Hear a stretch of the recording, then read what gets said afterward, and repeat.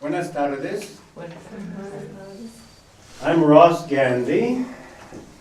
I grew up in Texas and studied history at the University of Texas. When I finished the doctorate, I came here with my newly acquired Mexican wife that I married in Texas. She was studying literature there.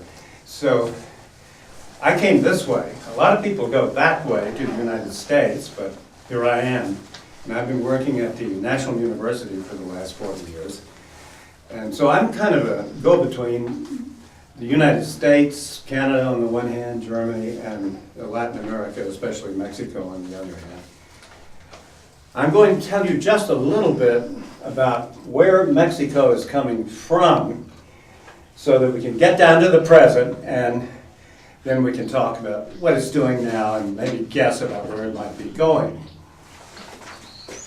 We always start talking about Mexico with the Mexican Revolution of 1910 to 1920, because for better or for worse, the revolution has made this country what it is. It was against a dictator named Porfirio Diaz, who had an army that shot people who went on strike, death squad, secret police, censorship, everything that you ever heard that's bad about a dictator, he was it. The revolution then was a struggle for freedom. Now, most people in Mexico didn't care if there was a censor on the newspapers. They couldn't read. Before the revolution, they were out there on the land and had no land of their own. What they needed was a corn patch. The land had become concentrated in a few hands. The big Mexican millionaires owned most of it, and the old medieval church had land, and foreign companies. Now, the foreign companies are part of our story right down until now. So I'll mention a couple of names so you'll know what I'm talking about. How many of you have ever heard of the Rockefellers? We're talking about Standard Oil. Mexico's an oil country, and the Guggenheim family in New York, the super rich in the United States, owned 1/5 of the land of Mexico, oil plantations, mines, the American Refining and Smelting Company. So the land had become concentrated in a few hands. And most people were out there in the land, they'd never seen a city, and they needed a corn patch. The revolution then, that began in 1910, was a struggle for guerra y libertad, for land and freedom. And it went on for 10 years of bloody fighting. Pancho Villa, the Robin Hood of the North, who robbed from the rich and gave to the poor, and who was a very popular man because he did give to the poor. When he had a train, he would distribute the loot to the peasants out on the corn patches, the ones who still were there. Most of them had lost their land. And he graduated to become the leader of a revolutionary army and came down toward Mexico City to get rid of dictators. Emiliano Zapata was a very simple man who wanted the land for his people. He didn't want anything for himself, just the land for his people. And he rode over the hills here in Morelos, where we are, with his peasant guerrillas. They wanted corn patches. These men, Villa and Zapata, were killed. They were not the winners of the Mexican Revolution. But in 1920, a government of the winners was formed, and it was the government of the new middle class. Now, what's the new middle class? Doctors, lawyers, teachers, journalists, professionals of all kinds who'd ridden in the revolution and captured the government. And they knew that if they were going to stay in the government and Mexico would stop revolting, there had to be a land reform. Take some land from the rich and give it to the poor, because although the landowners had lost the government, they had not lost the land. And they were powerful, had walls around their estates and gunmen and a friend or two among the generals, and they did not want a land reform. Now, the foreign companies here in Mexico said to the new government, you can take our land and give it to the poor, but pay us the full value of the land. They wanted dollars. And in the 1920s, the Mexican government was broke. The rich wouldn't pay taxes, and here was Washington backing up its big companies here in Mexico, saying, you have to pay if you touch this, and with presidents like Warren Harding. The New York Times had an article on Warren Harding not too long ago, and they said, Warren Harding was the worst president in the history of the United States Republic. Now that's really a distinction. We've had some good presidents and we've had some bad presidents, but to be the worst is really the record. This was the extremely conservative wing of the Republican Party that was in the White House during the 1920s. And I don't blame President Harding for what went on. He was drunk most of the time. The man running the government was Albert Fall, the president of Standard Oil. And remember, Mexico's an oil company and the Rockefellers had the oil. How many of you have heard the term conflict of interest? Well, here we have one. He was the most powerful man in the cabinet who was really running the country in the 1920s. So, with enemies at home and abroad, Mexican presidents were careful. They talked about land reform, and occasionally they gave up a little bit of land, and they promised more. But the land reform really just didn't happen. Then, in 1933, there was a change in Washington, and the new Reform administration of the Democratic Party under Franklin Delano Roosevelt took over. And Roosevelt declared the new good neighbor policy for Latin America. He said the good neighbor policy means no more military interventions, because in the 1920s, the Republicans had sent the Marines to Cuba and Nicaragua and Haiti and the Dominican Republic. In 1933, Roosevelt took the Marines out of Nicaragua and gave Mexican President Lázaro Cárdenas a green light to do what had to be done in the way of reform. So Cárdenas solved the land problem for his time like this. He gave out 100,000 rifles to the poor people of Mexico, the peasants, and said, go take the land away from the landlords. Now he did it legally. He signed thousands of land grants to villages, gave them rifles, and fighting developed across Mexico. And 1/2 of the land of Mexico passed to peasant villages. Way back then, Mexico was a small country, and this was enough land so that almost everybody who wanted a corn patch got one. Now, the other half of the land stayed in the hands of big owners. But President Cárdenas enforced revolutionary laws. He said you can't trap peons by debts to company stores. You have to pay wages. And so the big growers bought themselves a tractor, and these are the years when Mexico began exporting food to the United States. Agribusiness was born. The lettuce and tomatoes, the jicamas, the asparagus, the strawberries, the avocados, the winter vegetables especially, come from Mexico and go all the way to Canada. And during these years, money came into Mexico to build factories. We have written industrialization on the board. in these decades. So Mexico then changed. A land reform complete for its time, and over here, agribusiness, a much more modern way of doing things, was born. President Cardenas was so popular that he could walk up and down the streets of cities without bodyguards.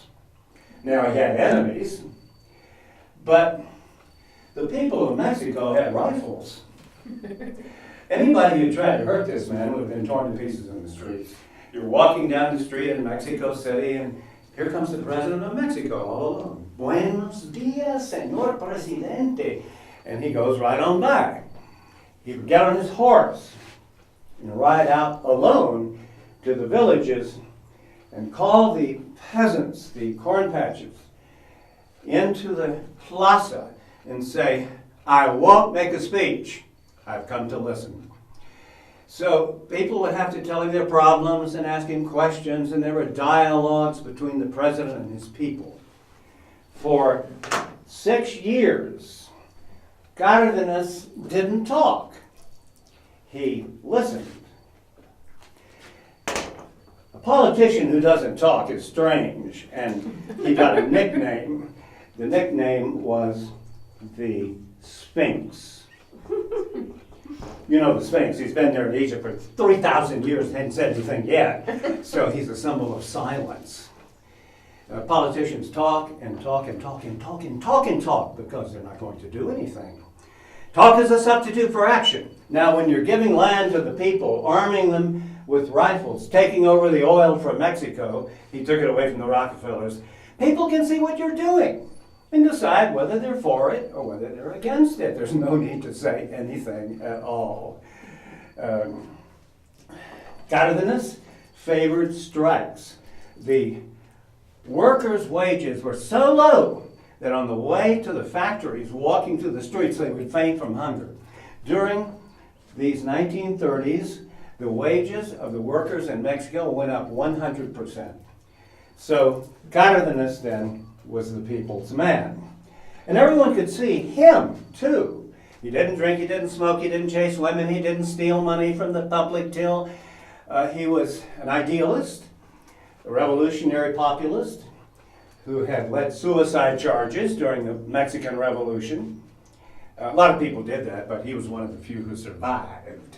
Now, Cardenas, after 6 years, stepped down. You can only be president once in Mexico. It's a 6-year term, no reelección. And other presidents came on the scene.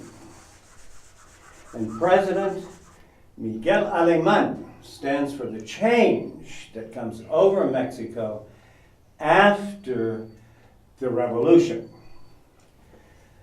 Alemán had not fought in the revolution. He was the first president who had not fought in the revolution. And he had new ideas. This lawyer from Veracruz said, we are a sea of peasants on corn patches. We need industrialization. We need modernization. We need electrification. We need cars. He loved cars. Cars will be a symbol of the new progress. Now, Mexico didn't have any money or know how to industrialize the country, and Alemán looked up at the United States, the most powerful economy in the world, and said, they have the technology, they have the capital, and he invited in the big corporations. And so Chrysler came, and eventually General Electric came, and Coca-Cola came. You put Coca-Cola here on the board too, because it's the power of all of our soft drink industry. We have at least 45 soft drinks, and Coca-Cola owns a lot of them. Mexico then got its cars and its supermarkets full of goods, and the country was industrialized and became an export platform. Today, as we're going into the 21st century, Mexico produces more manufactured goods than Spain. And along with Brazil, it is the great export powerhouse of Latin America. Of course, most of the things that it makes for export go to the United States, but also to other countries. Now, we're being told in the economics faculties of Yale and at Davos in Switzerland, and by the powers that be in Washington and London, that this is a great success story because Mexico is a great export platform. There is truth in the claim that there has been prosperity for some people.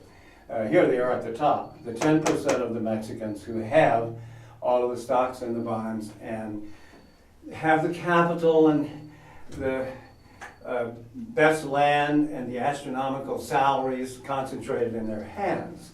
They have prospered as never before in the last 25 years of policies of the free enterprise, free trade, free market that replaced the policies of the Mexican revolutionary government. The Mexican revolutionary government was worried about people's wages. It was worried about the Social Security for people and a medical program. But those things have been slowly going out, and more we have been producing for export. The 10% at the top have benefited enormously from this, and those who own the giant multinational corporations have benefited a great deal also. So there is truth in the claim that Mexico has prosperity as we go into the 21st century. But the problem is that although this may be true, there's more to the truth than that. What we're going to do next is tell a great deal of what they don't mention in the economics faculties at Harvard and Yale and at the London School of Economics, and the rest of the story is what's happening to the 90% of the Mexicans, 20% of the middle class, and 70% of workers in factories, railways, and mines, peasants out there in the fields, and the marginalized people who don't have a real job but are hanging on some way, like penny vendors. 90% of the Mexican people are left out of this prosperity. We're going to look at a small symbolic list of the articles that are in the supermarkets and the stores so we can have an idea of the consumer society, the pattern of consumption and industrialization that has taken place. We could write here several million kinds of goods, but these are symbolic. We'll take cars first. Cars were to be the symbol of the new progress. Mexico got cars. Now, in the automobilization of Mexico, we have to always remember that most people don't have access to a car. Just the super rich and the small squeezed middle class, people over here don't have access to a car. This would be very different from Canada. For example, you're Canadians. How many of you, your family, let us say, has access to a car? Okay, everybody raises their hand. This is, of course, the way it is in the northern industrial countries a lot of the time. But the cars are not for everybody, not for them. And we're going to look at the automobilization and how it's affected Mexico City, because in Mexico City there are 25 million people. That's 1/4 of the population in that one valley, and there are 6 million cars. Not 6 million people have a car. Because if you go out to Lomas de Chapultepec or to Santa Fe or to Coyoacan, you may find 6 cars in a garage, but there's 6 million cars operating in Mexico City. These cars have been thrown onto the streets without the stuff that goes with cars. You've got to have freeways, lots of them. You have to have parking lots. You have to have driver training. Here, you just, when you want to get your driver's license, give them a little fee, and jump in the car and take off. There's no test, either written or driving. Coming over here on Friday afternoon, which is a work day and it's heavy traffic, it was very exciting driving over here. Don't drive in Mexico. But the cars are not for everybody, and what happens is that without the stuff that goes with cars, it's called infrastructure, like freeways, hardly any freeways for the traffic that there is. During the rush hour, when people are trying to get to work or trying to get to school, and then again in the afternoon from 4 o'clock all the way down until 9, there's a huge traffic jam. The city is paralyzed. So the people over here who have a car can't get anywhere, and the people over here who don't have a car have trouble too because they have to move.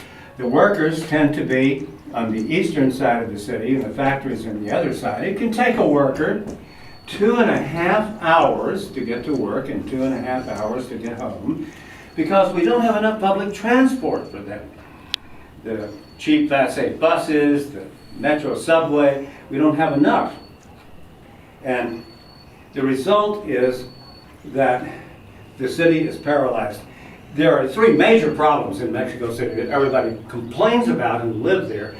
And number 1 is the traffic. You can't move. The city is paralyzed. Number 2 is the pollution, because those cars, of course, are putting out a lot of CO.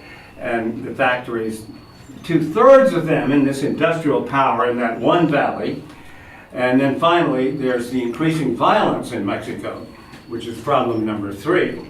But in the surveys that we have in sociology at the university, people say, the traffic, we can't ever get there. So in 1998, the Secretary of Public Health in the President's cabinet stated on television, es una sentencia de muerte vivir en la capital. It's a sentence of death to live in Mexico City. Chrysler has given a direct order to all of its U.S. managers, you can't live in Mexico City if you have children. See, this is because of pollution. Kids' brains are really different from ours. They learn languages, they process lead in the air, they do all these things. My son's in international marketing, and he has to go back and forth from Cuernavaca to Mexico City because he has a 12-year-old. And it's not good for their head to be living in that kind of pollution. So we have the cars, but nobody can move, and we're all dying. People are so happy when they're sitting in a car in Mexico City. The light changes, and they move 3 cars forward, and it changes back to red. And then 3 cars forward, and it changes back to red. And someone in a red shirt passes them walking, and you can see him disappearing in the distance, but you can't move. You just have to wait. You're in a car. But I'm in a car. I'm in a car. This is called automobilitis. Now, the next item on our symbolic list of consumer goods to suggest the pattern of consumption and industrialization is toilet paper. There's shelves and shelves of it. It's yellow, it's white, it's rose-colored. It's all kinds of textures and prices. But 1 roll of toilet paper costs at least 3 pesos. Now, what does that mean to people over here on this side of the board?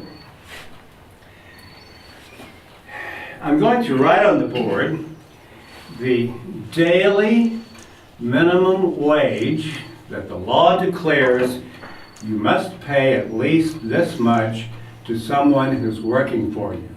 It's 65 pesos, or $5 a day. Now, over here on this side of the board, families are big. There are children to be fed. There's a brother out of work. There's a cousin out of work. There's someone who's aging that has to be taken care of. We don't have pensions for the aging in Mexico, although just at last this year, the government has decided to pass a law that there will be a national pension of 500 pesos a month for people who are over 60 and who don't have any. This is going to come into effect slowly, but it's coming into effect. But the aging are in serious trouble in Mexico, and people have to be taken care of by 65 pesos a day, or maybe 2 minimum wages a day. If you're a penny vendor in Mexico City, selling stuff in the street, you can make as much as two minimum wages a day, 120 pesos, or about $10 a day. Some of them have told me that they make more than people working in the factories. Sometimes in the factories they make 3 minimum wages, but it's very difficult to feed a family on wages like this. Now, more toilet paper and Kleenex are produced in Mexico every year than all other forms of paper. More toilet paper and Kleenex are produced than paper for wrapping, paper for industrial uses, paper for books and magazines, paper for textbooks. There's a use for paper. While people on this side of the board blow their nose, Mexico doesn't have textbooks in schools. Now, in Canada, I have a little allergy. It's not contagious. I'm not sick. We have 365 days a year of flowers in Cuernavaca and pollens. So don't be frightened by an occasional cough. It will pass. We have in Canada, let's say you're in the 10th grade in public schools. Your textbooks are free, isn't that right? In Mexico, they're not free. You would have to buy a textbook for history, one for civics, one for mathematics, one for biology, one for English. It's required. There are 12 textbooks. A textbook can easily cost 30 pesos.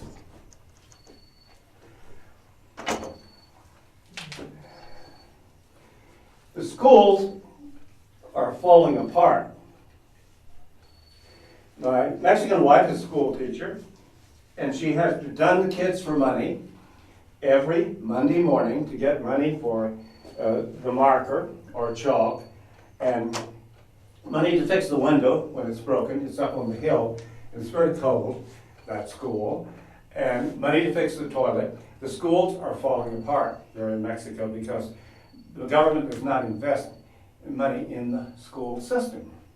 If we look at the big countries in Latin America, Argentina, Brazil, Chile, Peru, Venezuela, Colombia, Brazil, Mexico spends less of its national budget on education than any of those countries. This is what's going on now as we go down into the 21st century. The Mexican Revolution has been forgotten and its social programs are going to pieces. I have here on the board Coca-Cola. Let's mention Coca-Cola and the soft drinks here in Mexico. Back in 1951, here's Alemann's term of 6 years, 46 to 52.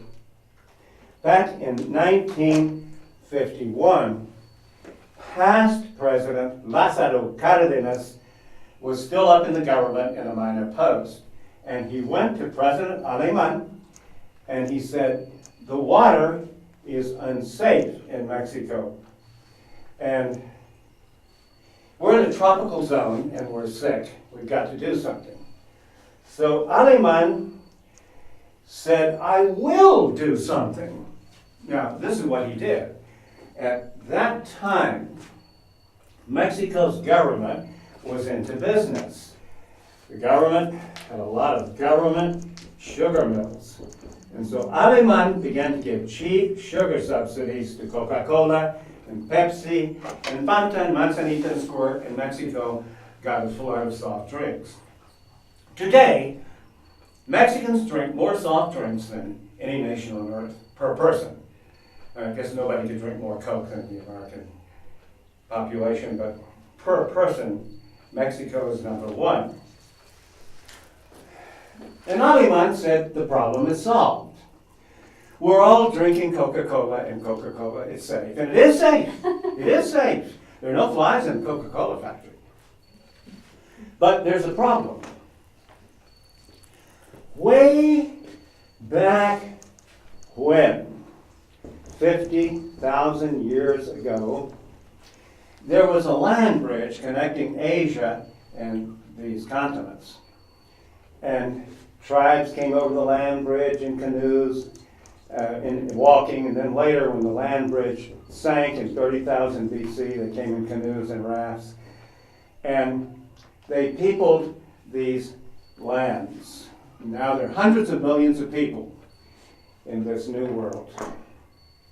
In their original genetic structure, the tribes have a tendency to diabetes. And all of the sugar that we're guzzling here in Mexico, the Coca-Cola has double the amount of sugar in its Mexican soft drinks, is killing us. 1 out of every 3 Mexicans has diabetes. Another 1/3 is on the way, and it's the leading cause of death in Mexico.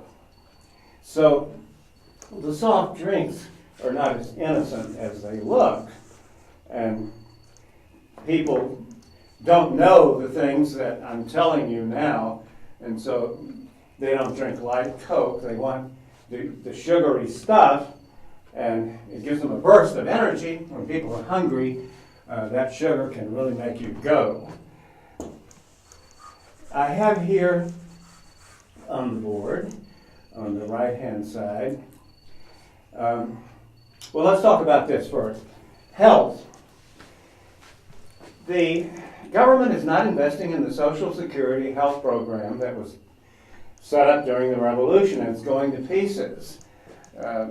I had to go to the state hospital for a little hernia operation, and the whole time I was there, I was watching how everything was going to pieces.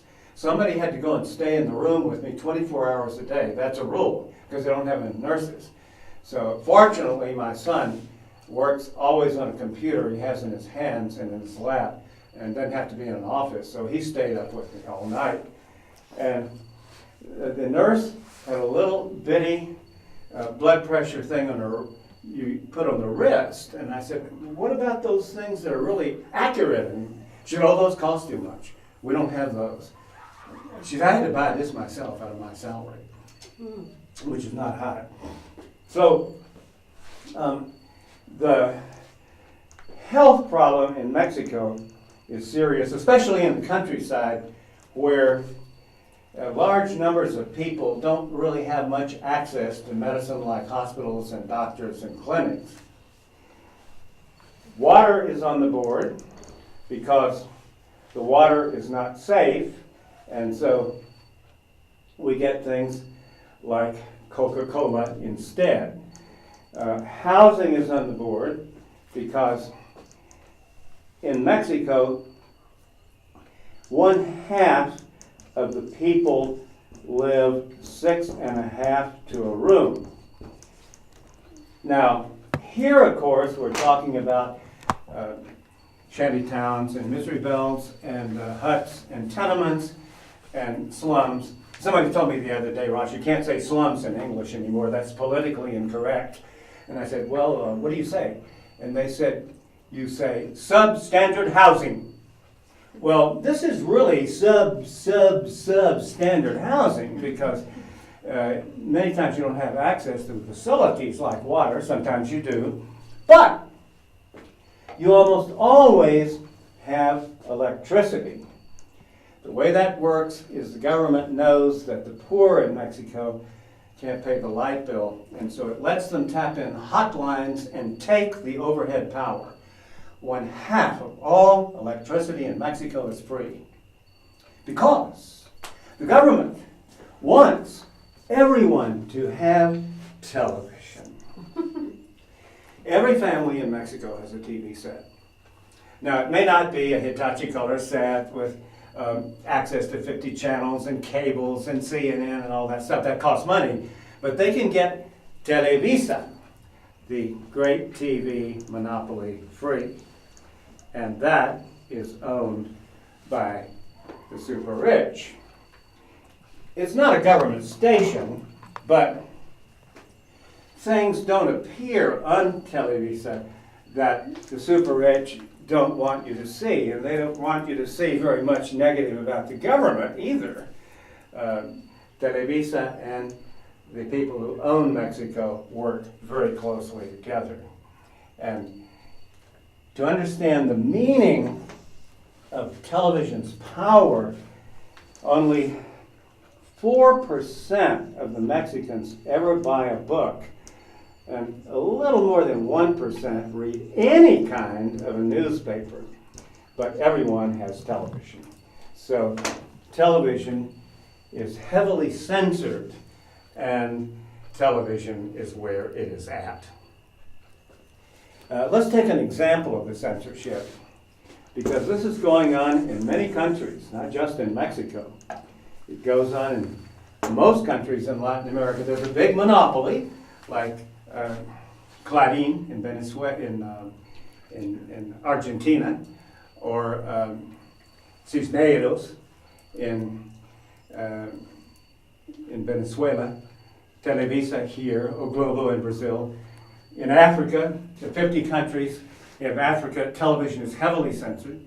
In the 20 countries in the Arab League, it's censored except for Al Jazeera, and so on around the world south. So we'll take an example of censorship. One day I was watching television, and the master of ceremonies, Raul Velasco, said, we're going to have a live interview by satellite with Maria Felix in Spain. Maria Felix, the great Mexican movie star, 50 movies, a celebrity goddess. Everybody worships her. A multi-millionaire living in Spain where she's safe. She said, Raul, yesterday I was trying to buy a castle in Seville, and the Mexican president's wife bought it right out from under me. Bam! The screen went blind. But it was too late. We had seen it. While they are over here in this trouble, they are buying castles in Spain. Now, at Televisa, they very rarely have to pull a lever and call a blackout, because the people who work at Televisa censor themselves. They know exactly what to say and what not to say, or they will get the sack. And so television then is a powerful controlling mechanism in a country where hardly anybody ever reads and where everybody has television, and television is under control for them. We have jobs on the board because this is the major national problem, especially for people who are young. The economy doesn't grow during the last 25 years, but the population did grow and does grow. And so millions are arriving on the job market and can't find anything, and 20 million of them at least have gone to other countries. Some have gone to Canada and the United States and elsewhere. Mexico is exporting Mexicans as well as the consumer goods and the automobiles to the United States. These people are called marginalized because they don't have a real job, even though they may be economically active, doing something like selling things in the streets. You don't have a wage you can depend on, you don't have any kind of a pension ever, you don't have access to what's left of the state social security medical system and so on. And so you are marginalized, which is the word that so many of the economists like to use instead of unemployment or best subemployment, in a system where you're simply out.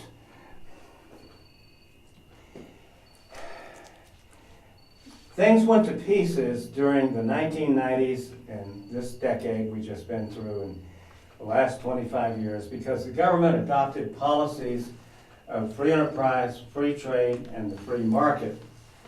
Before, the government of Mexico had been making sure that small business was attended to. The nationalized bank made sure that they could get some credit. And the bank was, under free enterprise policies, privatized and given to Citibank. And Spanish banks have some of it too. The foreign banks are not in the least interested in Mexico's economic problems and structure. They just want to make as much money as they can. We have the highest bank commissions in the world. And the credit cards, they really get you on those by using all kinds of tricks. And we have compound interest. Have you ever heard of compound interest? Interest on interest on interest on interest on interest, and then they come for your car. Then they take your house. See? There are only 3 countries in the world that allow this. Here in Mexico, it's legal, and I could go on. So, small business then is in serious trouble because it can't compete under conditions of free trade with all the other very, very good businesses that produce world-class stuff like the multinational corporations both here and abroad. Mexico has free trade with every nation on earth. Now, if you'll just remember that one of those is China, you'll know why they're driving small business in Mexico out of business. There are tens of thousands of business failures every year in small business. Some people say, well, if they can't do it, and they can't compete, it's better for them to disappear. But there's a catch in it. Most of the employment that we have left in Mexico is in small business. The big multinational corporations use robots and high tech. They put people out of work all the time. And unemployment is our major national problem. I had a handout on that, but I'm just going to give you the figure that the International Monetary Fund and the World Bank and the Economic Commission on Latin America, the United Nations, and the International Labor Organization, and the INEGI, which is our statistical sociological bunch in the government of Mexico, all have found in separate studies consistently that 1/2 of all economically active Mexicans are marginalized. They're not really at work. They're just hanging on by the skin of their teeth, 1/2. So this is our major national problem. And this unemployment, whether disguised with these words or not, is what's causing the crime waves, and the narco traffic is invincible, and trafficking in people, extortion, kidnappings, everything else. Everyone who ever looks at the images on the world news knows that Mexico is in this extreme stage of violence right now. This is the reason, the unemployment. People have found things to do that they should not be doing. And the free market means you take off subsidies.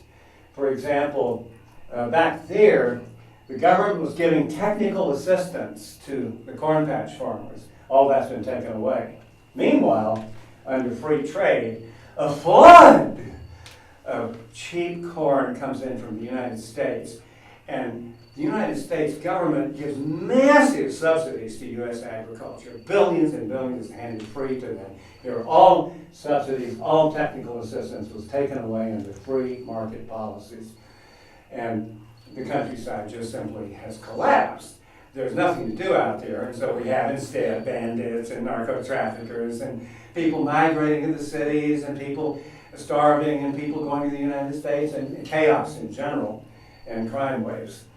I have said that the government is not spending money on education and health, but they are spending money on the army and the police and the prisons.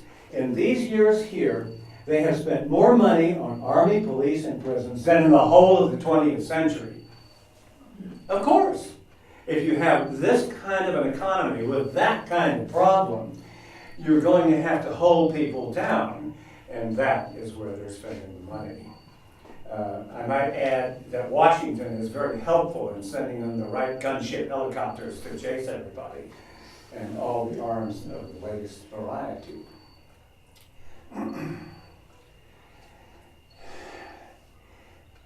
Free enterprise, free trade, free market.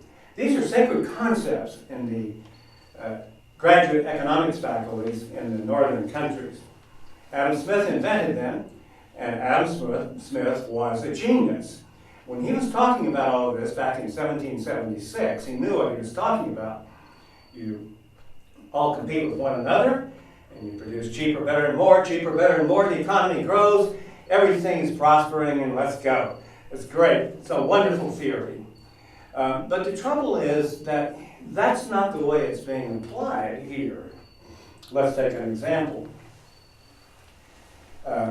Coca-Cola is the giant monopoly that dominates the soft drink industries. 2000 to 2006, the president of Mexico, Vicente Fox, a Coca-Cola millionaire. Now, here in this state, the state of Morelos that we're in, and some others, but this is the one we're in here. The National Action Party, that's President Fox's party, you read it backwards, the National Action Party,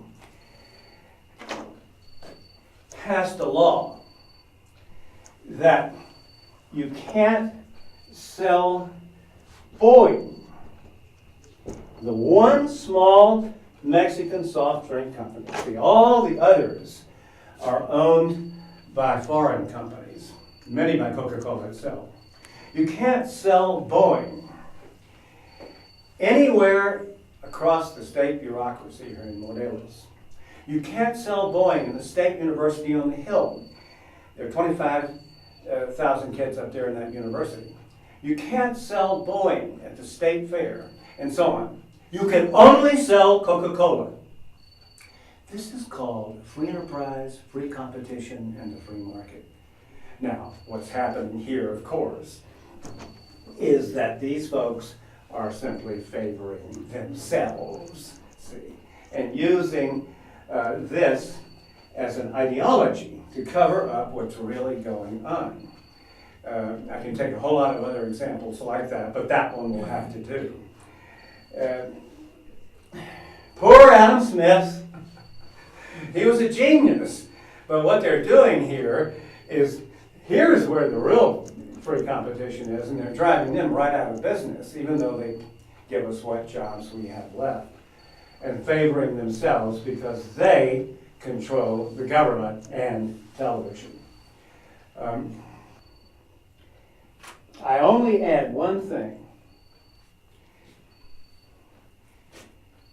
One of the reasons why the government of Mexico can't do things like education and health and public housing anymore is because it has no money for that. Because the upper 10% of the population that owns the stocks and the bonds and the assets and the best land and has the astronomical salaries, all the wealth of the country concentrated in its hands, pays no taxes. And the people on the left-hand side of the board can't pay taxes. They're starving. Now, the middle class, that's people like me, they've got computers, and so we have to pay taxes. But we don't make very much money. And tax evasion is running at 40%. Everybody tries to evade because they know perfectly well that the people at the top don't pay, and they are angry. There is a massive sales tax, though. It hits everybody. And so while you're here, if you buy a candy bar or buy a hamburger downtown, they have them. 16% of that goes as a sales tax. So even you're paying taxes while you're here. But the rich don't pay taxes in Mexico, and so the government doesn't have the money it needs in order to do the things that have to be done on this side of the border. They have enormous sums of money flowing in. They put it in tax havens abroad, invest in San Antonio real estate, French banks, and New York securities, and live above Mexico rather than in it, and really don't know that much about what's going on in their own country. So this is the class structure of Mexico. The class is defined simply by income and by percentages of the population. Now, things are not good as we go down into the 21st century for most people. And President Miguel Alemán is the president who put Mexico on this track of development that has led us to the present. When he left office in 1952, his term was up 6 years, and he wanted to be remembered, so he built a statue to himself, 15 feet high, made of concrete, and put it in the entrance to the National University. And during the 1950s, we had to go past the statue to get in, and it would look down and say, "Don't worry, it's all trickling down to the poor." And in fact, everybody has a TV set and is watching soap operas. Everybody's guzzling Coca-Cola and filling themselves up with deadly sugar. So it is trickling down, but turning people into sugar freaks and giving them soap operas is not our idea at the university of developing the country. The statue is not there now. The students blew it up.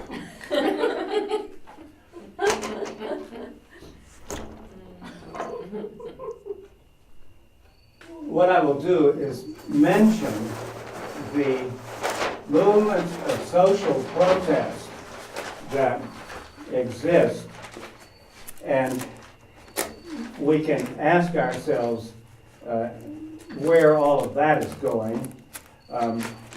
There are some armed struggles in Mexico, some guerrillas, but they can't get on television to explain their program, so nobody knows what the program is. And if you don't have support, you can't make a revolution. But they're shooting at the government. We consider this at the university to be a movement of social protest that has taken up arms. In the western mountains and in the Mayan jungles, there are people with arms. I don't think, though, that at this time, anyway, a revolution is brewing. Most people are not ready for a revolution, and they don't have any way of fighting the government. As I said before, the government has spent more on the army, the police, and the prisons in the last 20 years than in the whole of the 20th century. So at this time, what most people are doing is joining one of the social movements of protest. I mentioned the religious orders. These would be Jesuits, Franciscans, and Dominicans, who are at the forefront of struggles to stop the police from beating people, for example. And some of the Jesuits have been killed. This is what we call, in Mexico, liberation theology. And here on the handout is what happens in the base Christian communities. That is a social protest that gets together people who are marginalized and people in the countryside, and they read St. Luke's Gospel, and these texts tell us that Jesus is a friend of the poor. And so when people find out that they do have rights, basic rights to water, civil rights to an election without fraud, human rights, the police can't beat you, then they start organizing themselves. So what we do in the base Christian communities is try to raise people's consciousness of their rights, because Mexico's history for centuries under the Spanish Inquisition, and then after independence under a series of dictators, many people don't understand that they have rights. They have to find that out. And we have a teachers' movement. During this last year, for example, for 2 months, the teachers, tens of thousands of them, are blocking highways, blocking plazas, seizing buildings, and harassing Congress because the schools are in serious trouble, and the government is applying to the teachers new laws which are really hurting them. I have a small pension. Many of those who are becoming teachers won't have one, see, things like this. And the student movement is up and down, but when it's up, it's really something. For example, in the last election, 2012, in July, the government committed a massive, open, brazen fraud. And as they were going through the campaign, it was obvious that this was occurring. So the presidential candidate, his name is Peña Nieto of the PRI party, which is going to win the election through a fraud. There's his name, Peña Nieto. He went out in his campaign to the Iberoamericana University, which is the Jesuit university. Now, it costs a lot of money to go there. Tuition is high, so only the super rich can send their kids there. So he went there so he could talk to students, and he thought he would be safe there because this is the class that owns Mexico.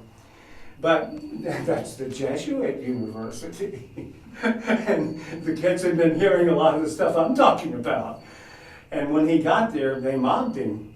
And he had to hide in the bathroom, and they were able to finally get him out of there. And then the kids rushed to their computers and went on to Facebook and mobilized 1 million students in the private universities. And then that spilled over into our universities, or the free federal universities, and soon the government was in real trouble. He didn't know who to call. See, these student movements are up, and when they're up, they're spontaneous and powerful. But also that's their weakness. See, after the election was run on through, and the government simply ignored all of this and committed the fraud anyway, after about 6 months, then the whole thing died down. That's what student movements are. They go up and then they go down. They go up and then they go down. And when they're up, it's really exciting because there's no one leader that can call everybody and say, let's cool it for a while, we made a deal. We have Greens in every state. There are 31 states. The ecological catastrophe in Mexico is deepening every year. And we have 56 tribes of people who speak other languages. The indigenous peoples are at the very bottom of Mexico's society. And the National Council of Indian Peoples and other movements are trying to do something about that. The urban peoples movement in the shanty towns and the misery belts is trying to get water for the area, trying to get a bus to come through once in a while. There's very small independent labor movement. 90% of our labor unions are run by gangsters, and they work with the employers and the government. But there's a small independent labor movement. The Miners and Metal Workers Union and the National Workers Union with pilots and with telephone workers and with the professors out of the Autonomous University, which is federal. There's 100,000 students there. They're an independent union.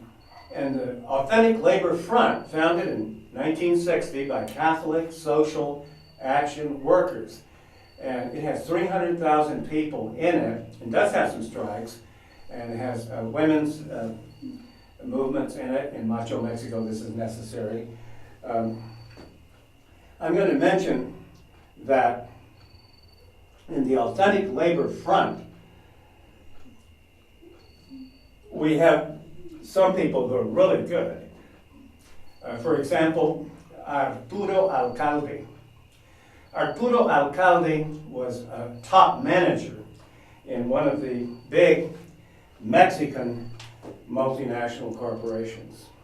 And his job was to handle labor. He was a specialist in labor law and how to maneuver things, and he knew all about the contracts and all the rest of it. There are all kinds of tricks you can pull on the workers and their leaders if you know what you're doing. And he really knew what he was doing. And he was rising in the company because he was good.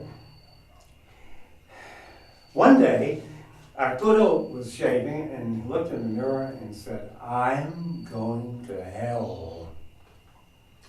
So he went down to the company and he said, "I quit." And they said, "What do you mean you quit? You're rising, you're going to be president of the corporation." "I quit," he said. And he came to the Authentic Labor Front and said, "I'm going to work with you." So now he's on our side. And this guy is pure gold. He knows all of their tricks. He invented them himself. So there are some people up there who actually come over to our side and they have a conscience. This occasionally occurs. There's an example. There are others. The guerrillas are there, but they can't do anything right now because the government has an enormous amount of firepower. You know who has more firepower than anybody else, though, in Mexico? The narco-traffickers. They have more firepower than the Belgian army. And there's a latent civil war in the countryside, and the government can't stop it. They can't get them, you know. The guerrillas at this time are pretty much cooling it and waiting and waiting. They're there, they have their arms, but they are not, at the moment, trying to ambush army patrols because the government just has too much stuff. And, Jordy, you must have massive support from the people in order to make a guerrilla war into a revolution. And they don't have that support because nobody knows their program. We have some peasant leagues in the countryside. Civic Action is a middle-class movement trying to stop fraud at the polls. And the Debtors League is trying to protect these poor small business people. And the Anti-Free Trade League, which has a section in Canada and one in the United States and one here, is an international league trying to rewrite the free trade agreement to protect labor and the environment. There's nothing in the free trade agreement. Have any of you ever seen the free trade agreement? I was working for the American Embassy for a while. They don't pay as much at the university, so I have all kinds of jobs to get some income. And John Wood, who was the commercial attaché up there, showed me the free trade agreement. It was like this, 1,000 pages of small print. There's nothing in it to protect nature and people. See? And so what we're trying to do is to rewrite it. And when Barack Obama was campaigning for the presidency in 2008, we made a lot of noise, and he said, "I hear you. I hear you. When I'm president, I will consider rewriting the free trade agreement to do something about this." So he won and took office. The first foreign head of state to visit Obama in the White House, and this was in the first week of his presidency, was Felipe Calderon, the president of Mexico. And he said, "Don't touch the free trade agreement." The second foreign head of state to visit the White House, and he did it in the second week of Obama's presidency, was, guess who? Philip Harper. See, NAFTA is what Mexico and its elites, and Canada and its elites, and Washington and its elites wants. And we have to say what big business wants, big business gets. So Obama had said during his campaign, he said, I'm making promises, I'm making a lot of promises, but the American people must mobilize in order to enable me to keep those promises. And he took office, and we had made some noise and got a promise out of him, but you have to empower people to keep the promises. And I don't know, I'm down here, I wasn't up there, but I didn't see very much mobilization. See, everybody just went to sleep after the election. But what it is an example of another protest movement. There's another 40, but that will do. And the protest is against the power block, big business in Mexico, the bishops, the three political parties that are all really one party. I wrote it as parties because they're partying in the Congress. There's a big bar there where they prepare themselves for their labors. Reporters have actually discovered that half of them are drunk during legislative sessions. I don't know anything about Canada, you can tell me, but I know that the United States government in Washington, well, it's called Sin City. And I think, though, that the senators are still sober during their senatorial sessions and wait until evening for their revels. But here, they're drinking all the time. And we have absolute proof of this in the newspapers. So the parties there, see. And then television, which we have already mentioned, is the ally of these four. They're all working together. Pick up the photograph that you all hold, and you can see what I'm talking about when I say that the bishops, the hierarchy of Catholic Church, is in on this block.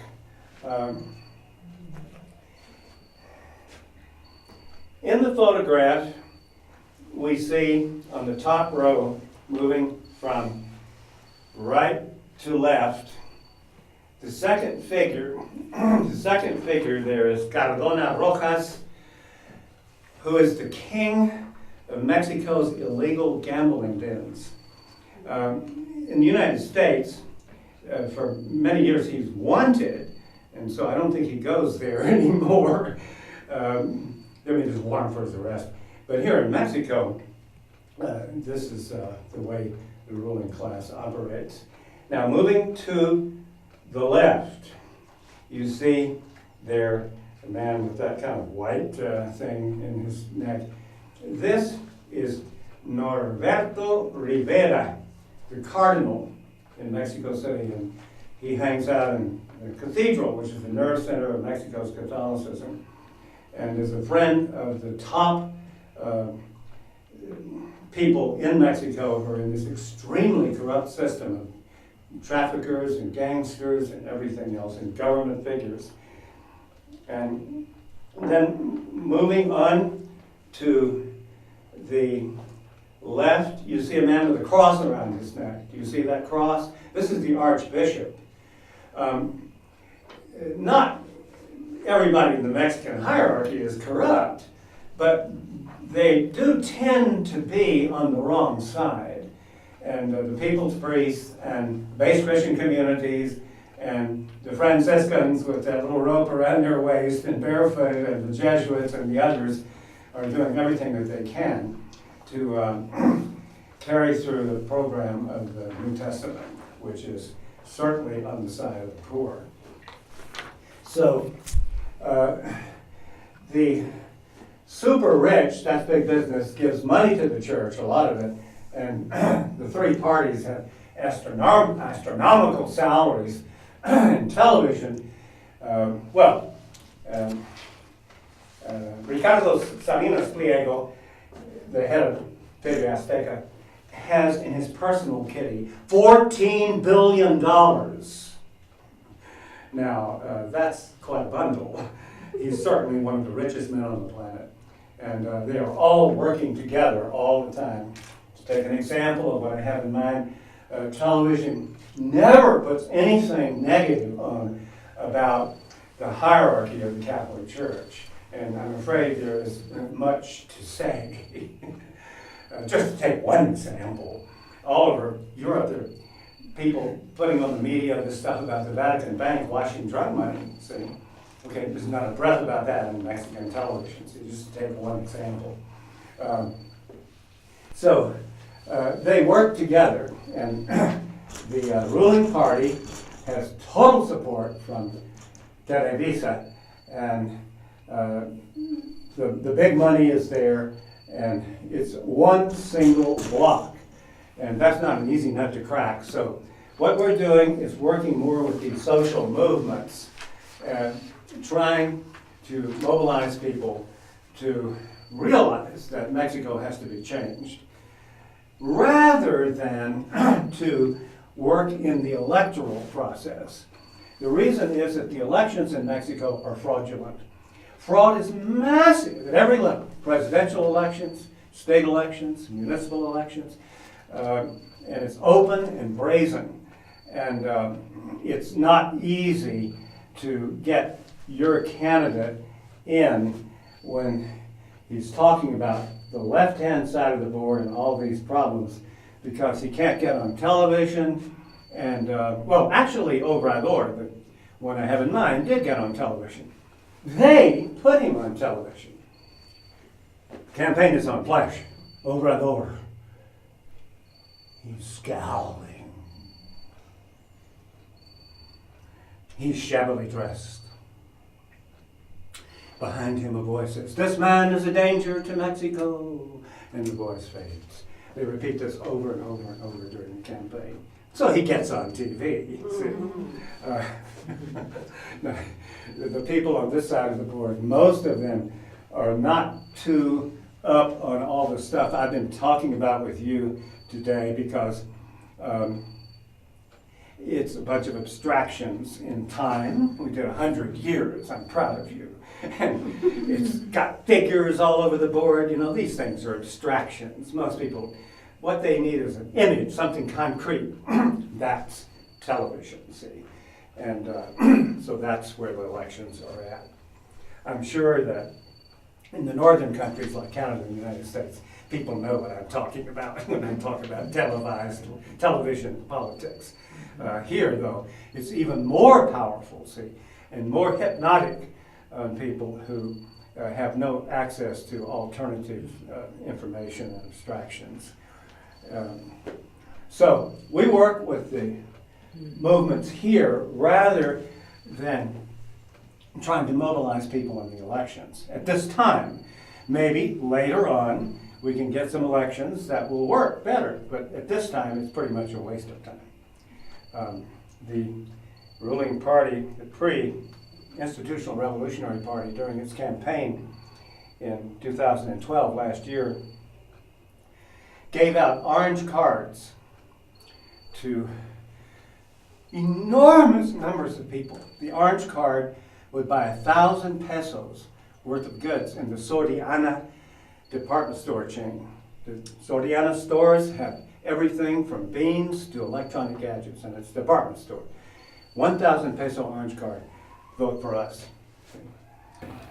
And I was talking to one of the peasants down the road, about 20 kilometers down the road, and I said, "Who'd you vote for?" And he said, "I voted for the PRI." "Why?" "They gave me an orange card."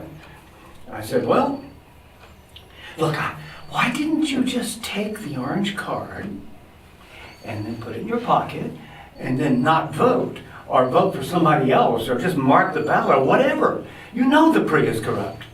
He said, "What do you mean? They gave me 1,000 pesos to vote for them. I owe them my vote." In Mexico, an honest voter is one who, when bought, stays bought.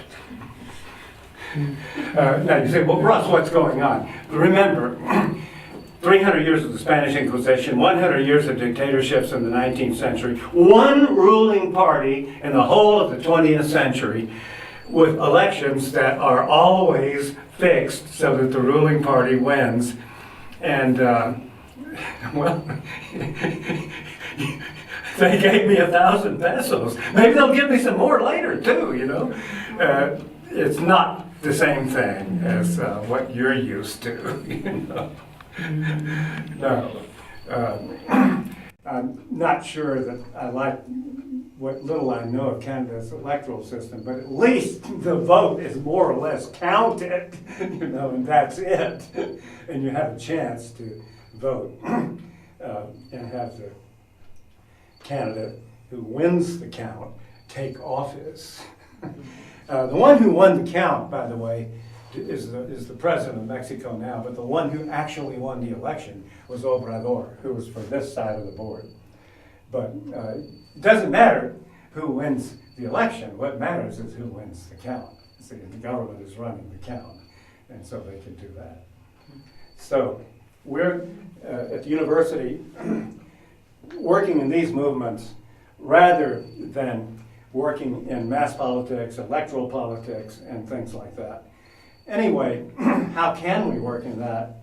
We can't get on television. I've written 10 books. At the university, we're writing books to one another. Nobody reads. This is the situation. And so, with all of this social energy here, our problem is how to unify it. See, it's all up and down, here and there. It's not a national program. It's not together. That's the thing that we have to do.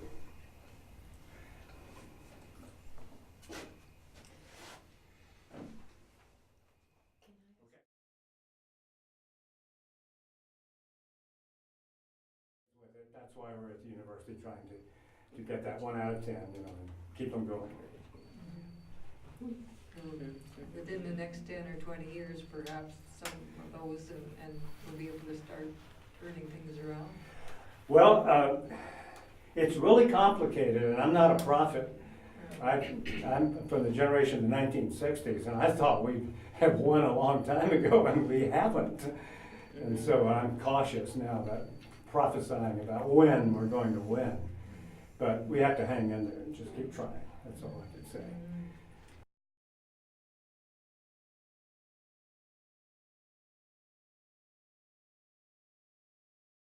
A tax reform in Mexico would be another Mexican revolution. You got to make these people behave if you're going to have an economy that's working for most people. So could the leaders of Canada and the U.S. press on that? Could they create that? Well, it seems to us here at our universities that Barack Obama is a prisoner of the giant corporations in the United States. Now, 2/3 of the consumer goods here in Mexico are made by U.S. corporations. See, Chrysler was on the board, but I could put Coca-Cola, but I could put all the others. And Kimberly-Clark makes the best toilet paper in the whole world, and Coca-Cola is here, and Siemens is here, 100 German corporations are here, and so on. And they're all over there at Davos right now in Switzerland, plotting to keep everything like it is. And the press coverage of that said they're all talking about free trade, free market, free enterprise. But see, the way those concepts are being abused and misused is to favor their interests. There's nothing wrong with Adam Smith, but the trouble is he's not really being followed. He's liable to come limping out of the grave in protest. Do you know that he limped? When he was dictating The Wealth of Nations, it's 2,000 pages long in the original, he was walking, or rather limping, up and down in his living room, dictating and dictating and dictating to a guy dipping a pen and ink and going like this. And when this genius had finished, it was done, and there was a trail on the rug. He was world famous, a genius. There's nothing wrong with Adam Smith. The trouble is, though, the way that they're using and abusing his concepts is just simply as an ideology to mask their interests against the others. That's all. And so you mustn't always believe everything that the Ayn Rand bunch in the United States tells you when they tell you that free trade, free market, free enterprise is going to make us all prosperous. It makes them prosperous, yes, the way it's applied, but it doesn't make everyone prosperous. No, I'm afraid not.